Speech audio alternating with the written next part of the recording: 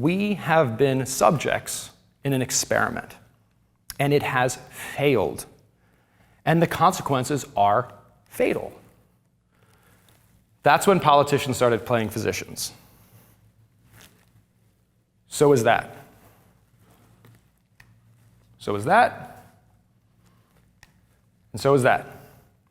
That's why where we get our information from, not taking anyone's word for it, not even me, is so important.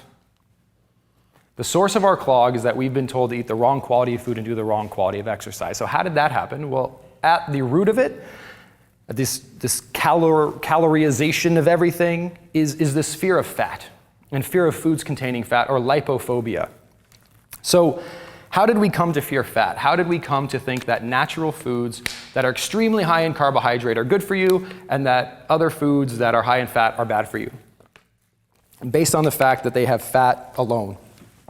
So back in the 1950s, there was a gentleman by the name of Ancel Keys. And Ancel Keys conducted a study where he looked at the heart disease rates in 22 countries, as well as their consumption of fat intake.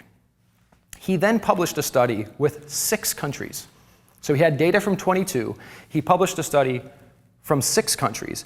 And only the 6 countries that showed that as the percent of calories from fat in your diet goes up, so does heart disease deaths. So, as you may suspect, like, yeah, that's shocking. Like, that graph is incredibly scary. Like, it's the apocalypse, we should never eat fat. But that was looking at 6 random, actually it wasn't random at all. I won't start to make claims as to why Dr. Keys picked those 6. But if you look at all 22 countries in the study, there was no relationship between fat intake and heart disease. In fact, other researchers said that the examination of all available basic data that show that the association between fat and heart disease lacks validity. In fact, some of his peers who, like, there weren't bloggers in the 50s, so it was really hard to blow the roof off this as we would today. But his peers did also publish this chart, which said, hey, look, we picked 6 different countries from your own data set: Finland, Australia, Ireland, Switzerland, Germany, and the Netherlands. And Dr. Keys, in your own data set, these countries show that there's an inverse relationship between the calories from fat you get and the incidence of heart disease. So some shady science was taking place, but it didn't matter. Dr. Keys had a really effective PR campaign. In fact, he was on the cover of Time magazine as someone who has now discovered the cause of heart disease. And the cause of heart disease is fat. We know that to be false. We never knew it to be true. It was a hypothesis, and the hypothesis was rooted in very, very shady science. Harvard University is on the cutting edge of refuting this fat phobia.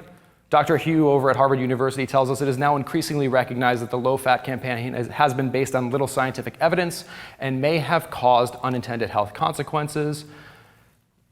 More awesome data. This is a lot more data. There's no shortage of data showing that low fat does not lead to long-term health or heart health. In fact, it can lead to the opposite.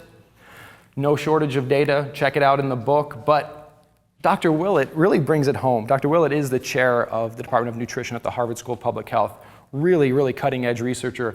Tells us that low fat has been like a religion, but it was just a hypothesis to begin with. Like, that's the important thing to keep in mind. It was never proven.